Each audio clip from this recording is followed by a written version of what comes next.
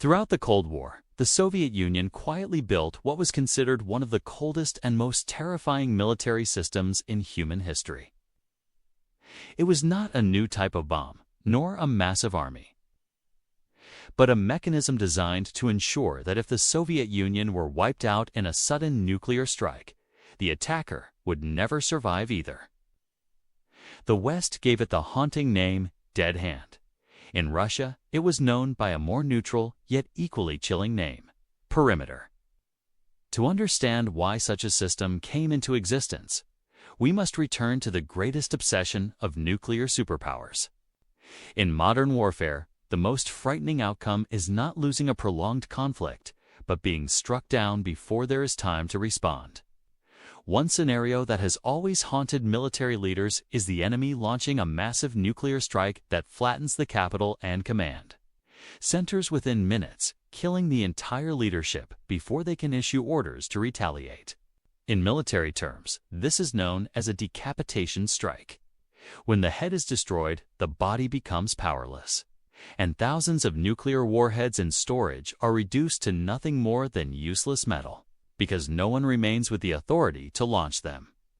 This fear reached its peak in the Soviet Union during the 1970s and 1980s, when the United States deployed intermediate-range missiles in Europe. According to Soviet assessments at the time, some of these missiles could fly from Europe to Moscow in just a matter of minutes. That window was far too short for a traditional command system to confirm the attack, convene leadership, and decide on retaliation. This confronted the Soviet Union with a question of survival. How could it ensure that even if the entire leadership were eliminated in an instant, a nuclear counterstrike would still inevitably occur? The answer was perimeter. This was not a simple button, nor a free-thinking artificial intelligence deciding the fate of the world, as many imagine. It was an entire philosophy of deterrence built on an extreme principle, often described as fail deadly. In everyday life, people are familiar with fail-safe mechanisms. Take a train brake, for example. If the driver faints and releases the controls, the system automatically applies the brakes to stop the train and reduce risk. Fail deadly is the complete opposite. When the system determines that the command center has been destroyed and no one remains in control, it does not shut down its shifts into a mode of destruction.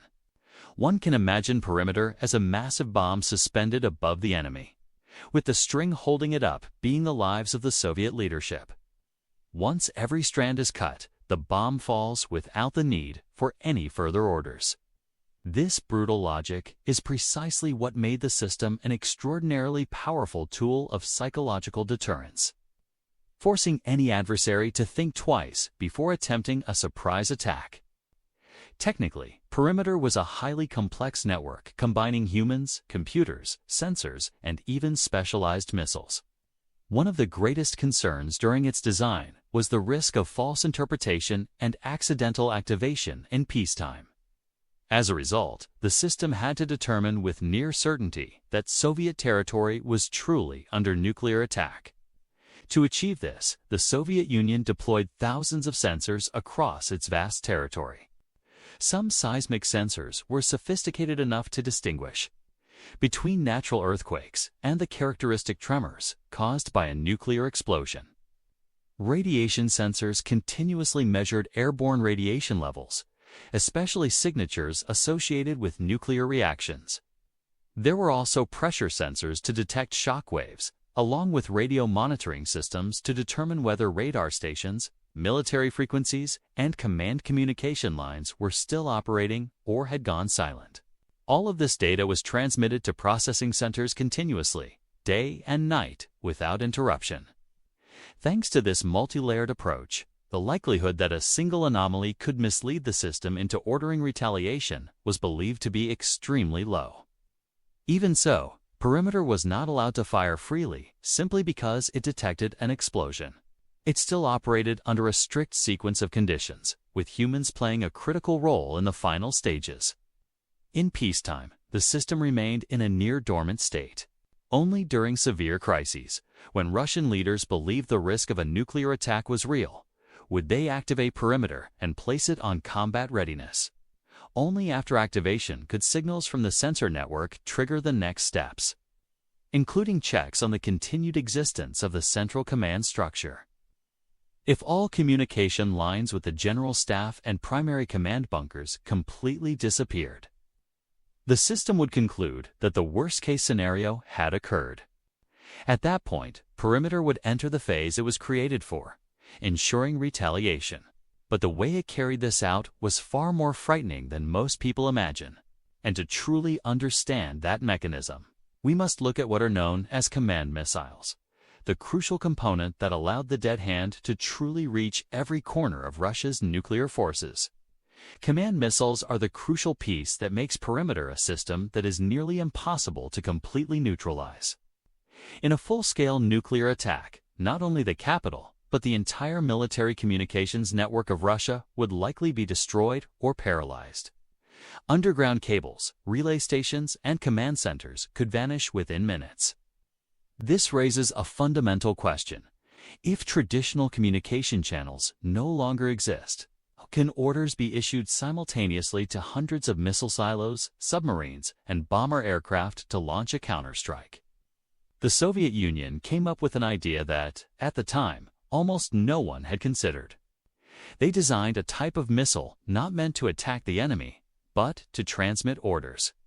Instead of carrying an explosive warhead, this missile carried an extremely powerful radio transmitter. Once launched, it would climb to high altitude and then travel across Russian territory. Throughout its flight, it would continuously broadcast signals down to the ground, functioning like a flying communications tower in the sky. The signal was powerful enough to penetrate the chaotic environment following nuclear explosions, overcome electromagnetic interference, and even counter enemy jamming efforts. Launch commands were transmitted directly to ballistic missile silos, mobile launchers, strategic bomber aircraft, and even nuclear submarines submerged deep beneath the ocean. No intermediaries were needed, and no further confirmation from higher command was required. Wherever the command missile flew, the authority to launch nuclear weapons was activated. This mechanism ensured that even if Russia were struck to the point where it was almost incapable of command and control, a coordinated retaliatory strike would still take place. However, how could the perimeter control center and these command missiles themselves survive a nuclear attack? This is a detail Russia has always kept secret. According to Western analyses, the main control center of the system is located deep within the Ural Mountains, buried beneath hundreds of meters of solid rock. These underground bunkers are believed to be far more resilient than conventional command facilities, capable of withstanding intense pressure and radiation from nuclear explosions at relatively close range. After the collapse of the Soviet Union, many believed that perimeter had been dismantled or at least fallen into disuse due to a lack of funding and personnel. In reality, the opposite appears to have happened. Under President Putin, the system has not only been preserved but also modernized.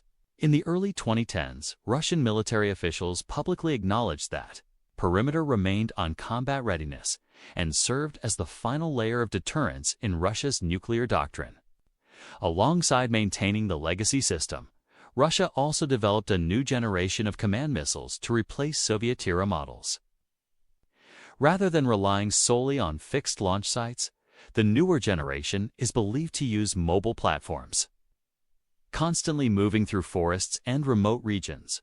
This makes detecting and destroying the entire system nearly impossible, even with a carefully planned preemptive strike.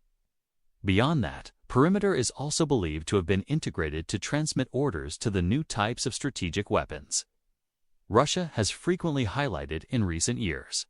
These include next-generation intercontinental ballistic missiles advertised as capable of evading missile defense systems, along with delivery vehicles carrying warheads on unpredictable trajectories and at extreme speeds. There are also weapons designed to operate underwater or fly at low altitude for extended periods, all described as being able to receive commands directly from this automated deterrence system. However, as the world enters the digital age, perimeter also faces risks that did not exist during the Cold War. One of them is cyber warfare. As more systems become digitized and interconnected, the risk of intrusion, interference, or data manipulation becomes a genuine concern. If sensors were deceived or data tampered with to simulate the signs of a nuclear attack, the officers on duty in underground bunkers would have to make decisions based on what appeared on their screens, rather than on reality outside. Even if humans remain the final link in the decision chain, they still depend heavily on data provided by machines. In an extreme crisis, when every indicator suggests the country has been attacked and the leadership is no longer responding, the possibility of a fatal misjudgment cannot be ruled out. There is also the danger of accidental war, when extreme natural phenomena, technical malfunctions, and political tensions overlap at the same time, creating a picture convincing enough for the system to misinterpret. Another question often raised concerns perimeters targeting logic. The system was built primarily to deter and retaliate against a specific strategic adversary. In a hypothetical scenario where Russia were struck first by a different country, would the system respond against the correct target? This is an issue Russia has never publicly clarified, and it is one of the reasons perimeter remains surrounded by speculation and anxiety. Ultimately, like many deterrence systems around the world, perimeter is the product of an expensive and deeply paradoxical arms race. Russia must devote enormous resources to maintaining a machine of destruction that it hopes will never be used. Yet it is precisely the existence of that machine that is believed to prevent nuclear war from breaking out. From Russia's perspective, perimeter is the final shield, ensuring that any enemy, no matter how powerful, who dares to attempt the annihilation of Russia will pay the price of mutual destruction for all.